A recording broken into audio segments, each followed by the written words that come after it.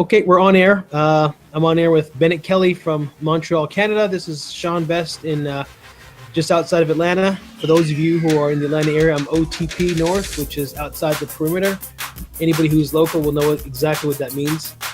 Our topic today is the state of what do we call it? What do we call it now? We're calling it the state of Black relations in business, and very general topic, but we're going to bounce around on it a little bit. I am Canadian originally, spent most of my life living in Canada, both Montreal and Toronto, and now I've been living in the US for the last 6 years, so I have a fairly broad perspective on Black relations in the state of Black relations in business on both sides of the border. But I'm going to defer to Bennett. Want to say hey, Bennett? Hey, what's up, everybody? My name is Bennett Kelly. I live and I spent most of my life in Montreal. I was born in the Caribbean, but moved to Montreal when I was very young. Been very tech-oriented from a very young age, and have my own business.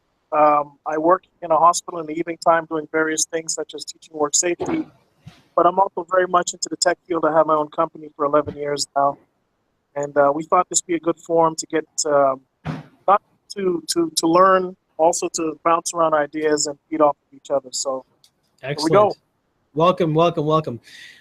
So I know that Bennett, between yourself, myself, Wayne, and Richard, who hopefully will join us shortly, that we tend to text back and forth or message on Facebook and have lots of very deep and interesting conversations. And I always enjoy those conversations. Wayne's very good at sparking a fire than watching it burn and see who comes to put it out. So I tend to try to put it out. I tend to be the guy that sprays it with kerosene to just light it up a little bit more because it just makes it more fun to have the conversation.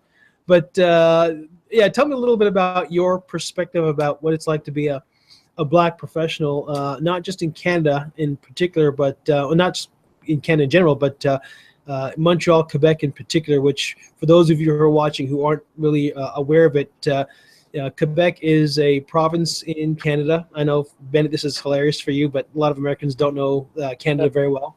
And it's a province where there are two official languages, which technically the whole country has two official languages, but Quebec is a French-speaking province.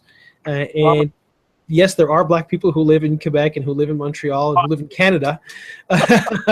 And Bennett, you'd be surprised how many people down here are shocked that Black people actually live in Canada. And so let me turn it over to you, Bennett, to get your initial perspectives on what it's like to be a Black professional, being a business owner, of course, in Canada, and what the unique issues and challenges are that we face in that realm. Well, I think that, one thing I have to point out is I have done and continue to do business with small companies in the United States. I do ship out a lot of things to New York City with the help of some of my family who have businesses down there and have put me on to other people. So I see the perspective both Canada and United States. As a Black professional here, I guess the biggest failing here is there aren't that many resources available specifically for Black professionals. I believe the United States really trumps us with respect to, quote unquote, trumps us. Really, yeah, good choice of words. Good choice. Sorry, it just came out. I believe that one of the biggest advantages of living in the United States, in particular in a large city such as Atlanta, New York, Houston, is there's a multiple plethora of organizations and groups that are willing to help young Black entrepreneurs, and it's just not present here in Quebec. I think Toronto definitely beats us on that, and that's the biggest thing. When I started out, give you a quick story, I was lazy about it. I wasn't really motivated about it. I took a good friend of mine to come at my place at 8:30 in the morning, ringing my doorbell, getting me out of bed, told me, get dressed, we're going downtown to register your company. And that's how it started. I mean, there's just not enough buzz around it. Starting slowly, but that's the biggest thing. Other than that, it's hard enough just to stay self-motivated. You really have to be self-motivated because there's not a lot of external motivation for you to continue. So that's one of the things I found. I found this very difficult. I always said to friends that I think I would have done a lot better if I was in another part of Canada, for example, Toronto or out west. I have to definitely agree with that. When I was living in Toronto, I moved to Toronto in 1989, and I lived there up there up until 2010. And the last 10 years that I was living there, I was a consultant. I had my own corporation. I was a corporation of one, but I had my own corporation. And point that you made about motivation, I certainly can relate to that. There was very little motivation, and I had to sort of self-motivate to a certain degree. I had to come up with my own business model. I had to source my own business, and part of staying motivated is being able to surround yourself with people who are equally motivated, who are as entrepreneurial as you are.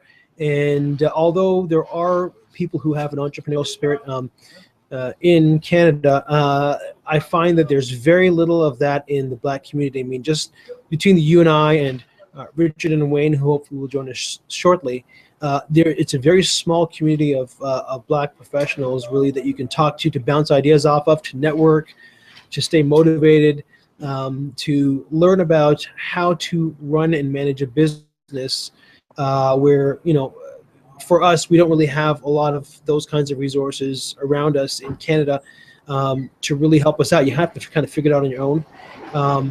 And I personally found that to be very challenging to a certain degree.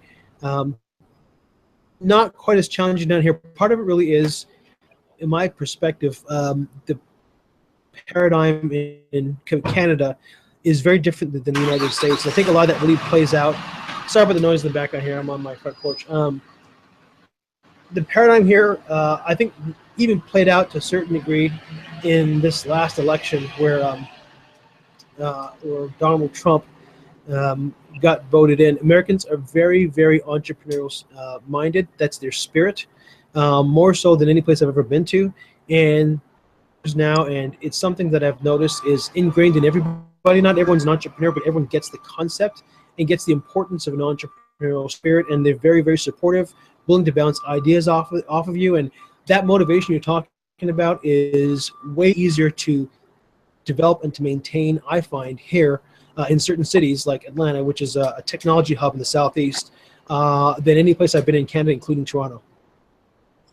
I agree 100%. I mean, I haven't spent a lot of time in Atlanta, but I've spent a lot of time in Houston, Texas. And it actually was exciting for me to have the opportunity to be there. And I had to come back for various reasons, but because all you could see is the way up. I mean, there's so much resource out there to help you out and do that. I do have to qualify a statement I made. While I say that there's not a lot of resources available, in particular for Black entrepreneurs here, I don't want to slight anybody. There are Black entrepreneurs here, but if you look at it as part of a whole business community, it's still quite small. Okay, that's what I wanted to point out. I don't want to say that there are none. There are just few with respect to if you look at the whole. But I've spent a lot of time in different places, and whenever I go somewhere, even the Caribbean, for example, of all places, the Caribbean, I find there's a lot of people there trying to do things with respect to business and whatnot, because the whole world visits there. So why can't we have that attitude up here? I mean, it's almost, I'm not asking for people to hold your hand, but it's just people to ride along with you and go through the same thing you're going through. And I find up here, it's really, it could be a lot better. I'm sure Toronto's a lot better than here, but Montreal is really lacking in that regard. Yeah. I think part of what helps with that too is, when you're an entrepreneur, Black, white, or otherwise, I find that a lot of the motivation, the direction, the ideas really come from being surrounded, by a community of other like-minded individuals, but also by people who are looking to invest in your ideas. And, one of the things I learned pretty quickly in Canada was I had a software solution I had built in Visual Basic, which that tells you how old it was. And before anybody, of course, will talk to you, they want to make certain that you have your concept patented. Now, I'm not sure if you know the differences in costs between patenting an idea here in the U.S. versus Canada, but when I first looked into it, to get an idea patented in Canada, you had to come up with 20 grand off right at the outset. I mean, it's a heavy cash outlay. It's a real commitment to your idea. If your idea doesn't take off, you're out 20 grand, and no one's, I don't know anybody in our community who are sitting on 20 grand that they can just throw away and see, hey, let's see if this works. So that was a real barrier to entry for me. I did get my product trademarked, but trademarking, it's just all it does is really protect the name of the product. It doesn't really patent your solution. You can do what I did was one of those the cheap and cheerful way, which is you basically document out the details of your solution, and you mail it to yourself, and the stamp on that envelope identifies the date and I guess the location where you basically solidify that idea. So if anybody comes out with that idea afterwards, you have some legitimate reference to say, hey, this is my idea first. But does that stand up to patent challenges? The cost to patent down here in the United States, $150 to patent an idea. I mean, the barrier to entry is so low because, again, the paradigm down here is it really supports entrepreneurialism, and it supports new ideas, generating jobs for Americans. I mean, when you look at all the things that even the technology we're using right now to talk to each other, this was created in the United States. The internet was created here. The cell phones were created here. All these things were created here because the barrier to entry is so low. It allows ideas to grow. I find in Canada, unless you know somebody who has money or has influence or both, it's really difficult to get something, a good idea off the ground. Well, this is shocking for me because I've never had to patent anything, and to know that the barrier of entry, that just stifles innovation. At least innovation that'll reach market potential. It really stifles it here. And not to say that Canada isn't a very innovative company. We are. I mean, we've done the space shuttle R. We have a lot of other companies, especially in telecommunications and whatnot. Hydroelectricity, we're the world leaders on that and whatnot. But if you think about it, now that I've listened to what you had to say, it's mostly these larger companies that have come out with these ideas. You don't hear a lot of individuals coming out with these ideas and all of a sudden it's adopted industry-wide. It's just not something that's done. And I think that's a massive, if that still holds true today, especially the cost of entry, just to patent an idea, that's ridiculous. Absolutely ridiculous. I mean, if I'm in the US, I don't know if you ever watched Shark Tank. Okay? You know that show Shark Tank? Where yep, present I know ideas, the show, and, or Dragon's Den, or whatever they call it. So anyone could come out with an idea. Anyone. And it's just very, to hear that, it's very disheartening. Up here, to hear that the cost of entry is just so high, because a person like myself, I mean, there's so many entrepreneurs out there who still keep a day job or an evening job and are trying to make something happen for themselves on their own on the side, and it just makes it a lot more difficult. Yeah, it's difficult because number one, the cost to entry is a huge barrier. For the most part, by the time you get to the place in your life where you can start off an idea and try to build it, you're already you've probably already got a family, you've got bills you've got to pay, and you've worked 40 hours during the course of the week. So to be able to dedicate time after you get home, managing a family, having to outlay 20 grand just to get it patented, that doesn't count all the other expenses you have to get, to get yourself incorporated, get the product trademarked, other expenses, product development, marketing, sales. I mean, you're out of pocket so far that unless you have a really, really solid business case, you found something that nobody else has noticed, you can't get any motivation or support from anybody else around you, because they're in the same boat that you are. They just can't afford to spend that kind of time or money on something that may likely not go anywhere. Down here, the cost of failure is a lot lower. And one of the things that I'm not, by the way, I'm neither a Hillary Clinton or a Trump supporter, but I do understand the dynamic here is different. I understand that the paradigm here is different. Canadians and Americans tend to see Canadians as a 51st state. Canada is a 51st state, and Canadians tend to see Americans as not entirely like us. But I don't know that Canadians fully understand that there's a very different paradigm here. I mean, the kids, when they go to school here, they're encouraged to explore their dreams a lot more than we are in Canada. I mean, Canada, you go to school to finish your high school, go to college, then go to university, get your degree, and get a job, and you're another number like everybody else. Here, they really encourage you, and I've seen it because I have my son here. He goes to school here, to pursue your dreams, and there are certain career options that you have down here that are legitimate options to pursue, where you can make a good living, that in Canada you just would never consider doing. I mean, you would never consider, for example, getting into professional sports. Americans do that. They come to Canada to play our sports, and you have the odd Canadian who stands above all the rest and makes it big, like a Wayne Gretzky or Corey Joseph for the Raptors. But they're so few and far between that we don't even consider that as a legitimate option. Down here, I mean, my son, he's in high school. For a fact, they take their sports here seriously, because those are legitimate career choices. In college here, if you're playing a college sport for a Division I school, you're going to get national coverage. You're going to be seen by other people. You're going to get scouted, And one of the things I noticed, just kind of on that same, a lot of Canadians, get noticed. They get scouted out of Canada, but for a scout to travel to another country, including Canada, because they think that you have a talent, you have to be a superstar, standout. I mean, completely untouchable for them to consider flying out of country to come see you. Whereas here, you can be a pretty good talent, not a superstar, but a pretty good talent, and scouts will come to see you. I mean, your options, your choices here, and the likelihood that you could make a sports as an example, as a career choice. I know we're talking about technology, but sports as a career choice is a legitimate option. It's a legitimate consideration.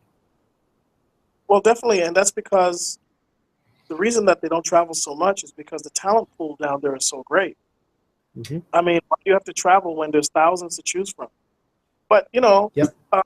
With respect to business and business in the Black community, there's something I want to just put out there. When I'm trying to be politically correct about this, which is very difficult for me because I'm not very political. But then don't be. What have been your experiences dealing with your own community when you're trying to promote and just move through them with your business? Which community, sorry? The Black community. I've had... Here in the U.S. or in Canada? Both. I want to know if it's the same. I've had very interesting experiences doing that. And I think I kind of know why some of the experiences have been unusually negative in that regard. My business is open to everybody, but I've had experiences with different communities that have really marked me. So what's the difference? What have been your experiences, since you had experiences on both sides of the border, with respect to dealing with the Black community with what you do? Well, there has been a very stark difference in the interactions I've had. So I tried to start a business in Toronto, which was a business where you could privately buy and sell your own properties, your own homes, because quite frankly, people pay a lot of money for legal fees and for real estate agents and so on to buy and sell their property. And did some research to determine that the cost of doing that is number one, those expenses are not necessary. You only really need someone to notarize the documentation to finalize, and getting a notary to notarize your documentation is like $150. You don't have to spend the thousands and thousands of dollars a lot of Canadians do. So we tried to pursue that, and I had some other people I was working with, and number one, to sell the concept to them to spend their extra time on something like that was difficult. It was difficult also, once we did get started, to keep them motivated, to keep them focused, and to really pour energy into the project. I mean, it was very difficult. We had spurts here and there where we got all worked up and excited and poured some energy into it. Then you can't allow time to lapse without continuously putting effort into it. So it's just a paradigm that people, I think, treat it as a hobby. And I think for the most part, when you're, from our community in Canada, and a lot of the majority, I would say, and you can keep me honest here if you think I think differently, Bennett. The majority of Black Canadians are first or second generation of parents who immigrated to the country.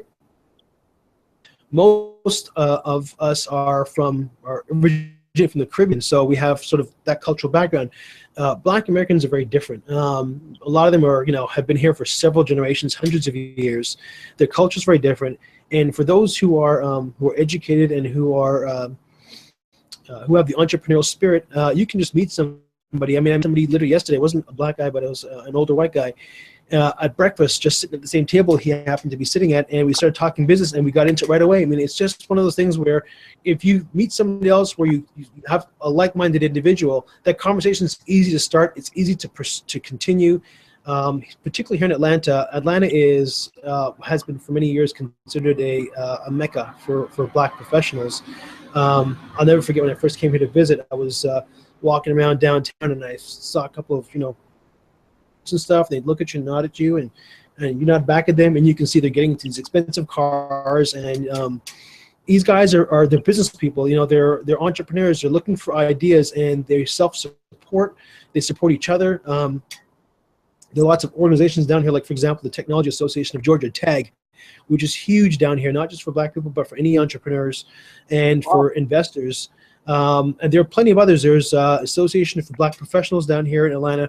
There are tons of those all around down here, and people just have that mentality, like they're looking for the next great idea, the next thing that they can participate in, or next concept that they can build on or join in.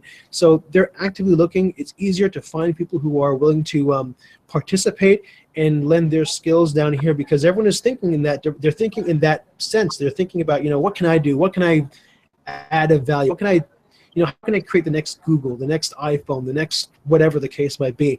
And they're thinking about that seriously, because they know the opportunities to do that and sell it and to build a market down here are very real, and things happen here very quickly. I mean, it may take some time to build it up, but once you get a toehold in the market, it can blow up very quickly. In Canada, market is about 1/10 of the market here, number one, and number two, like I said, the barrier to entry is just so high that no one's really willing to put themselves at that level of financial risk for something that's a maybe. Right. I mean, but what I was getting at was when you're that entrepreneur, you have your company, you have your business, and now you're bringing your business to your own community. How do they respond to you? And I'm not talking about the community at large. I'm talking about the community at large. I'm not talking about the community of professionals or like-minded individuals. For example, I come up with this crazy concept to sell this crazy type of ice cream, and I'm selling to everybody. How are my interactions with the black community, my own community, versus other communities out there? What's the difference between Canada that you found in the United States? I just find the conversation is easier to have here. You don't actually have to have all the idea fully fleshed out. You can have sort of a nugget of an idea, and it's easy to say, hey, let's get together for coffee, let's chit chat, let's bounce back and forth, and people are eager and willing to have that conversation and to participate. It's very easy to have that conversation here now. Again, like up there, people have their lives, their children, their bills, and all this other things to do. You need to have a fairly good idea, but they're willing to, to contribute to that idea, figure out, what's my role in all this. So, what's in it for me? That's, you got to think about that as your idea. I'll give you an example. One of my very good friends, his son is, I think he's 21 or 22, Brandon, and he finished high school. He went to the same high school my son's going to right now. He went to work immediately after high school. He did some community college after that, but then went to work and made a very good living as a consultant, and then decided, you know what, I'm going to create a mobile app. And so he's in a wheelchair, and he created an app called Power Perks, and it's a mobile app that it's a social interaction app where if you are a person who needs services wherever you go, whether it's movies or restaurants or so on, you can sort of say, hey, if I'm planning to go out with my friends, if you're in a wheelchair, there are other things you have to consider other than, hey, you know, they serve Mexican food. You have to determine, do they have a way to get in the restaurant? Is it easy to navigate around the restaurant? And do they have bathrooms? You know, all these different sorts of things that you and I don't typically think about, that people who need those you know, handicap services navigate around and enjoy the evening like all their friends.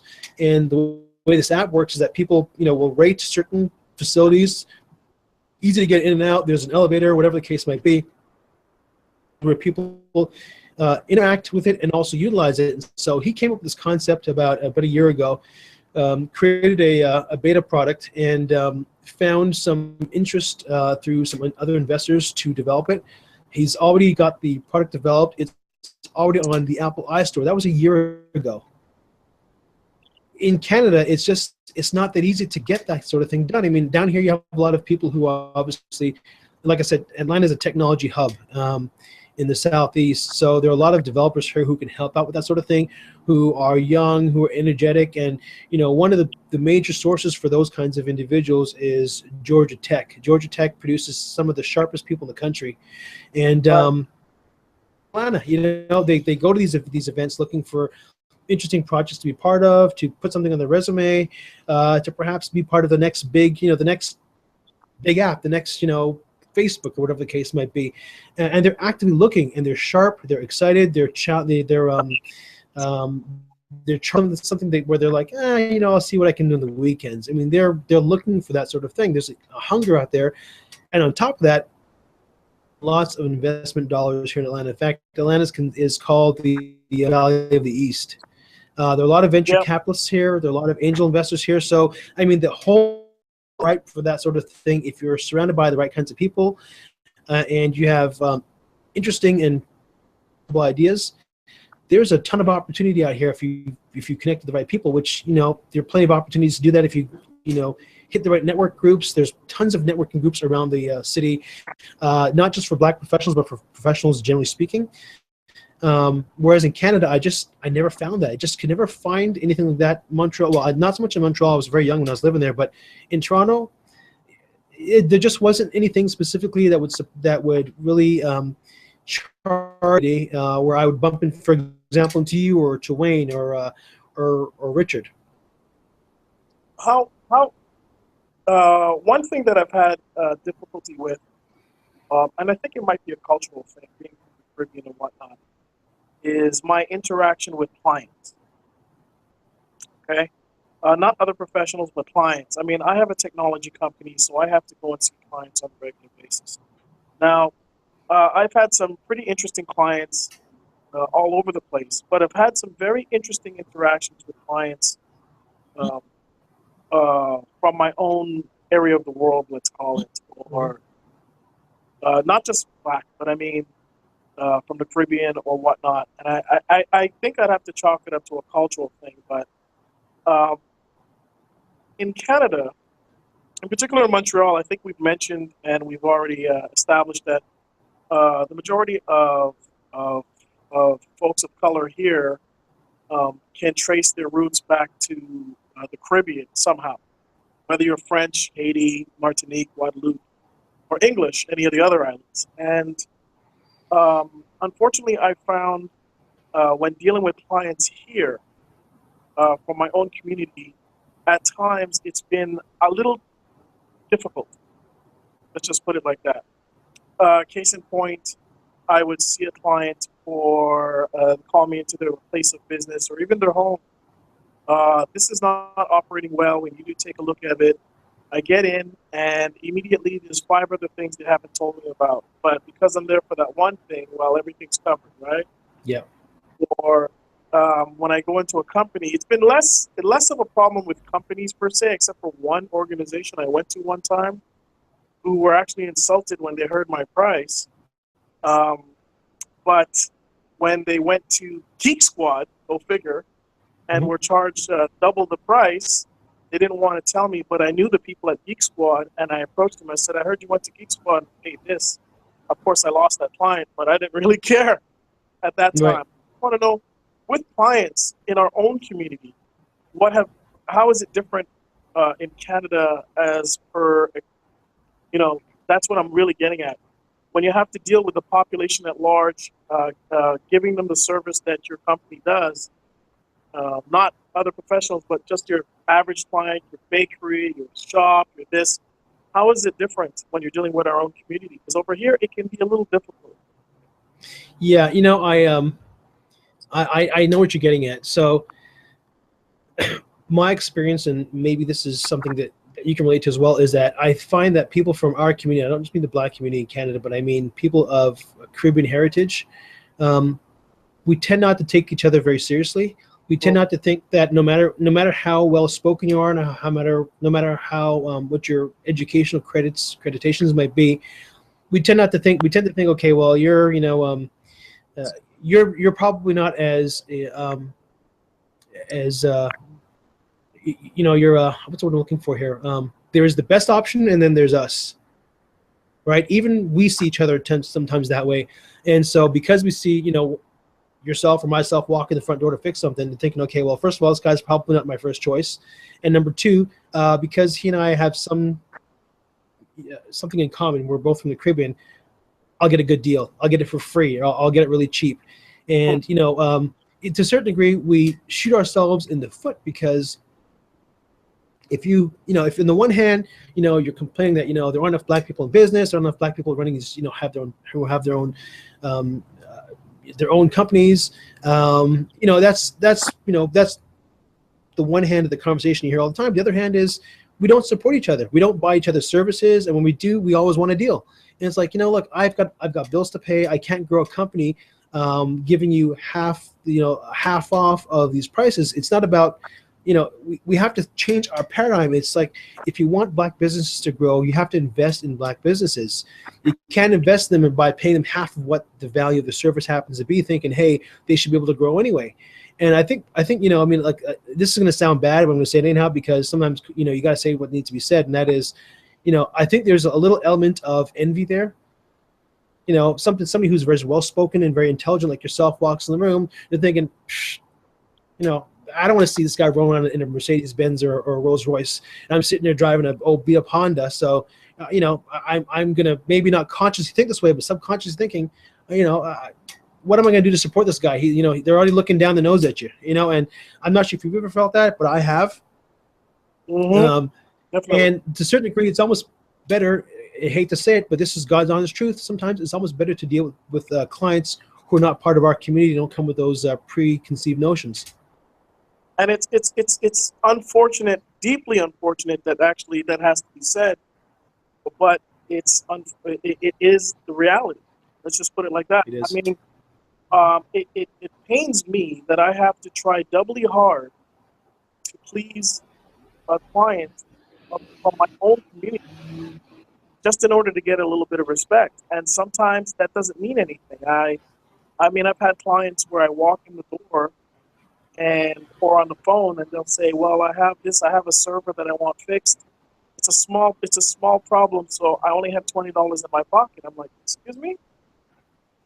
First of all, do you know what the problem is? You don't even know how to use this, so you don't know what the problem is, and you have $20 in your pocket. And I'm like, well, I'm gonna have to put you on to someone else. And it's got to the point now where I'm not going out. I want people's business, but I don't want to be belittled or thought of by, in particular, my own community. I've gone into other communities. I had a contract with a jewelry maker. One of my best contracts I've ever had. They had 2 different factories making different kinds of jewelry, and they had about 4 stores all over Montreal. And these guys were fantastic. They only heard about me from one of their friends, and I walked in, and they were Middle Eastern. I walked in, and I knew I was being scrutinized. It's my first time there, and they saw what I did. They saw what I charged, and they became my best clients, to the point where at one point the guy looked in his and I didn't ask for this, and I never ask for this because that's not what I do. He looked in his display case of all these high-end pens, and he said, choose which one you want. And I'm saying, the cheapest one here is $400. He goes, choose which one you want. Wow. And that was the job I did. They had different machines. They're running various versions of Windows. They also had some Macintosh machines, and they all wanted to create a network, and they wanted to talk one store to talk to the other store, to talk to the factory. I created a personal VPN for them, and I did a bunch of other stuff, and they just lost their minds. Mm-hmm. But I've gone to other people in our own community, and not everybody is like that. There are business-minded people who respect the work that you do and are very happy. Mm-hmm. I've had to give back money when people are paying me and want to pay this big tip, and I said, nope, you pay what I ask, okay? Yeah, from right. my own community. So I don't want to make it sound like it's everybody, Mm-hmm. but I've gone to people's house to try to pay me with a plate of peas and rice. Right. That's the thing. I mean, and unfortunately, I don't know that they understand that you're trying to run a business. The cost of running a business is very high. And I think here's the thing I was thinking as you're speaking is that, the Middle Eastern guy who ran the jewelry store, he saw you as an IT professional first and as a black guy second. When people in our community see us, they think of us as, oh, that's my buddy, that's my neighbor, I may know somebody who knows him, and oh, by the way, he knows a couple of things about IT. So they already have a very diminished view of what you bring to the table, and I think part of it is maybe a sense of familiarity, and sometimes a part of it is, let's just call it what it is. It's sometimes a part of it's envy. I don't want to see somebody who I think feels that they're better than me, they're looking down their nose at me, and the subconsciously they're thinking about you, even though you're not walking in with that kind of presence. You don't look down your nose at them. You treat them like a regular customer. They're almost looking at you like, as if they feel they don't measure up to you, and because they don't measure up to you, they're not going to show you respect. And it's like, well, you can't have that perspective on one end, and then on the other side say there aren't enough black professionals. You can't suck and blow. You got to pick one. Oh, definitely. But I think a lot of it too, I would see this happening a lot less in a city like Atlanta. Mm-hmm. And I think part of it is also due to the lack of penetration of just business awareness mm-hmm. in the community.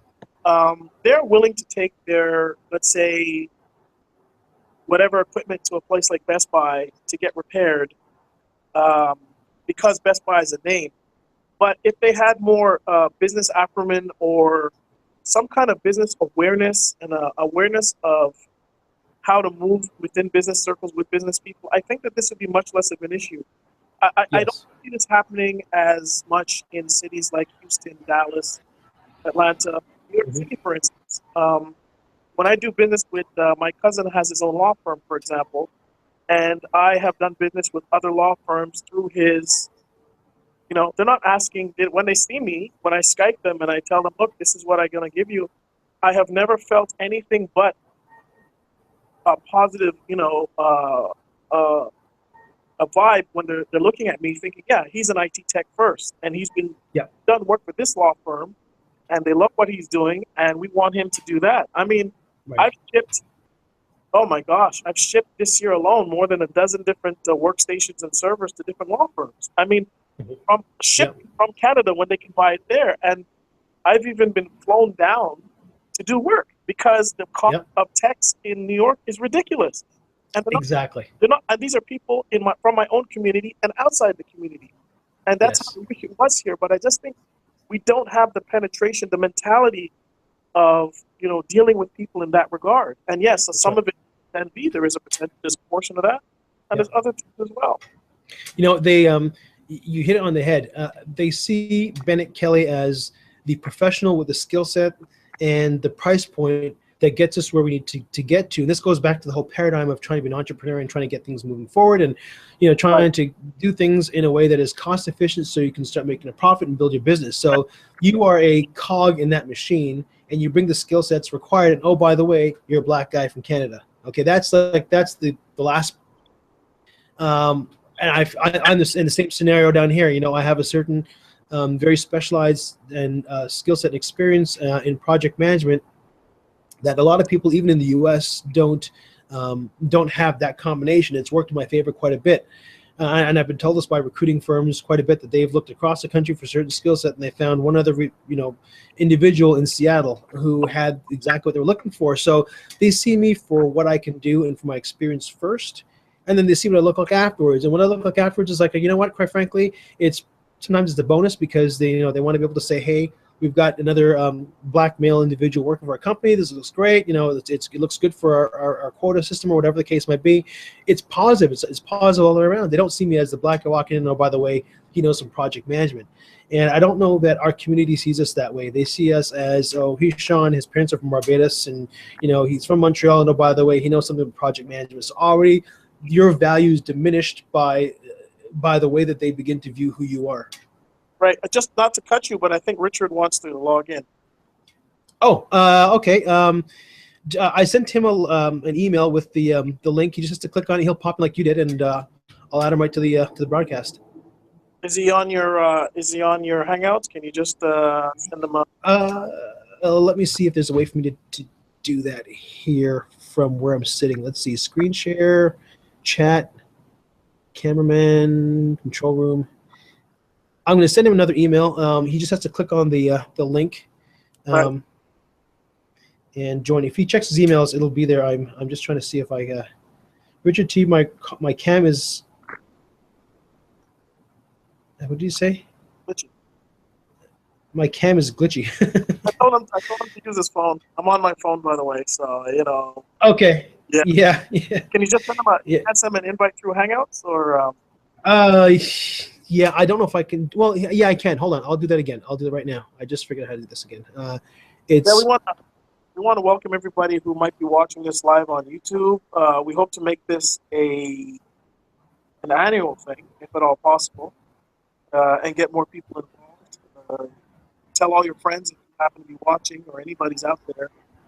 We'll have a different topic every time, and thanks everybody out there. Hope that you'll come again. Really got to spread this around. This is a really good form. I like this.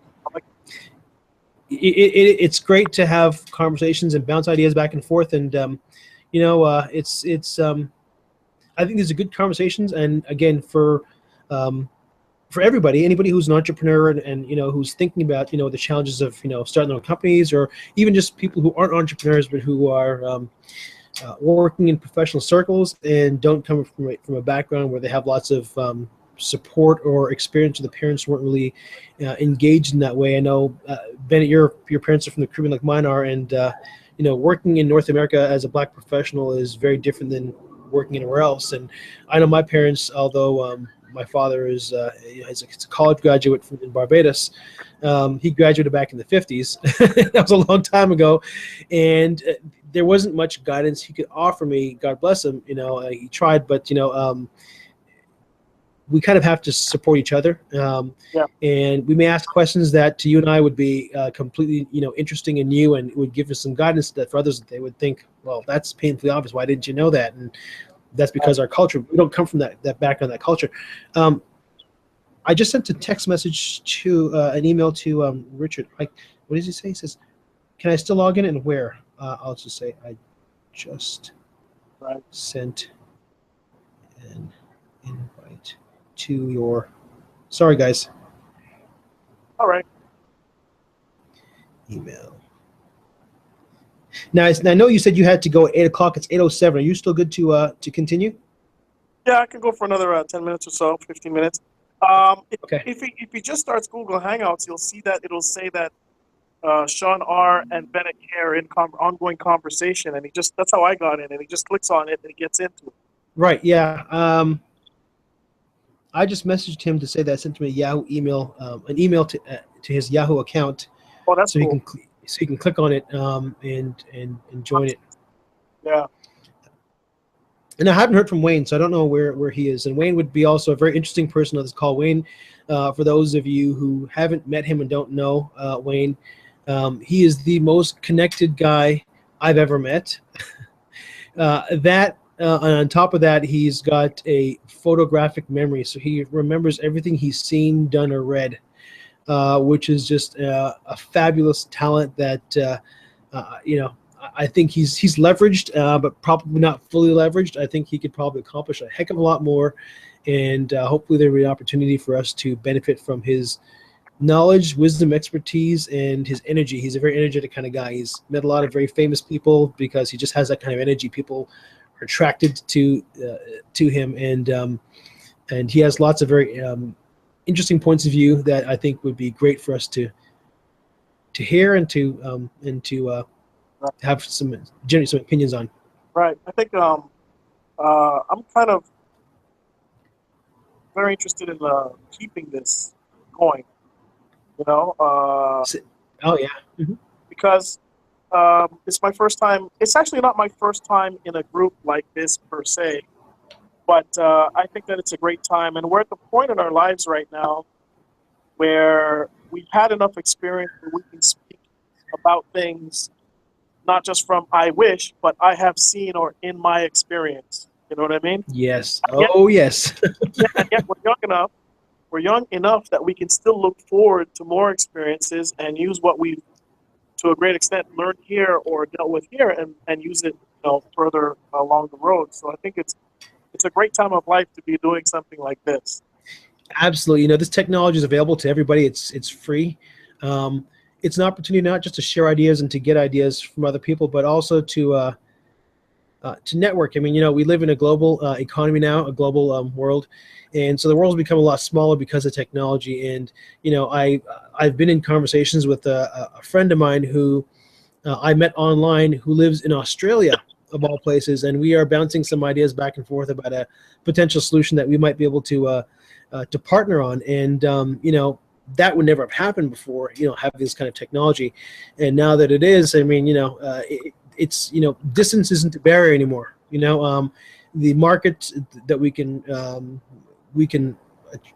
go after, we can attract, we can penetrate, isn't just limited to the borders of the city or the state or province that we live in, but it's wherever we decide we want to market our products. And I think the opportunity is there. I don't think that a lot of people think in that way. I think we still think very locally, and the opportunity really to take a very simple idea and sell it in a broader market is, I know we like to think that we're very different here in Atlanta than we are in Nashville, Tennessee, or in Raleigh, North Carolina, and there's different, the culture is slightly different, but we all use iPhones, we all watch Netflix. I mean, there are certain common products and services that we use that exist irrespective of boundaries or borders. They're relevant, and I don't know that we tend to think on that macro level and then look for the opportunity of a solution that would appeal to people regardless of where they're living. Yeah, most definitely. The world is a big place. Let's just put it like that. And there's a lot of things that we can, like just in the scope what we're talking about here, we're like a grain of sand, and all these different, a grain of sand on a beach, and hopefully through all these meetings, hopefully there'll be more. We can start to expand and expand and expand and bring more people in. I mean, Exactly. I have, and we all have people that we can also bring in at times for their own different perspectives, dependent, of course, on the subject of what we're talking about. That's entirely the intention too. I think that's a great idea.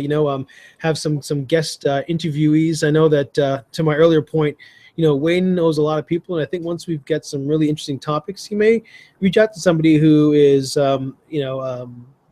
very well known, has a lot of experience in a certain field, maybe a very high profile individual, and maybe this is our opportunity to build that networking opportunity that is otherwise lacking in certain areas, right? Exactly, and I have one friend that pops to mind right away, and she's actually making some pretty big waves in TV media here. So her perspective, because they're just, think about it, in particular in a city like Montreal, there are not too many people of color in the media who are on TV being watched by millions of people. So it's and her rise has been not a steady flow. It's been staccato.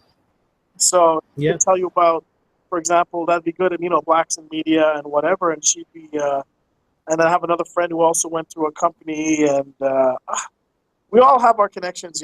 Wayne, of course, probably has many more than we do, but probably combined, he's got a lot of connections. That guy. Exactly. Well, I'm hoping Richard jumps in here because my time is overdue. I got to get out of here. Yeah, I know you got to go, and I don't see another message from Richard, but maybe what we need to do is maybe we'll wrap up, and then we can perhaps have another one of these sessions. Like you said, I think Wayne was thinking about having one every other week, perhaps. I'm totally down for that, and if our viewers, I know we've got 3 right now who are watching. If you like this concept, we've got 4 now. If you like this conversation, I will post it. We'll add any information in the low bar that would be relevant to this conversation. Are there any plugs that you want to give, Bennett? I have a plug that I want to give, but I wanted to turn it over to you really briefly to see if there's any plugs that you wanted to give. At this point, not really. I just want to tell everybody who's watching, and there might be 3 or 4, but it's a snowball effect, and go out and tell people. We'll definitely post this. If not on Facebook, on whatever social media that we're part of. I mean, I'm on Instagram as well. And maybe get people involved and get them listening, and try to grow this little community that we're trying to. And it's relevant as it is, but we can make it a lot more relevant. Exactly, agreed. Enjoyed the show? Like, share, and subscribe. And thanks for joining us in the Man Cave.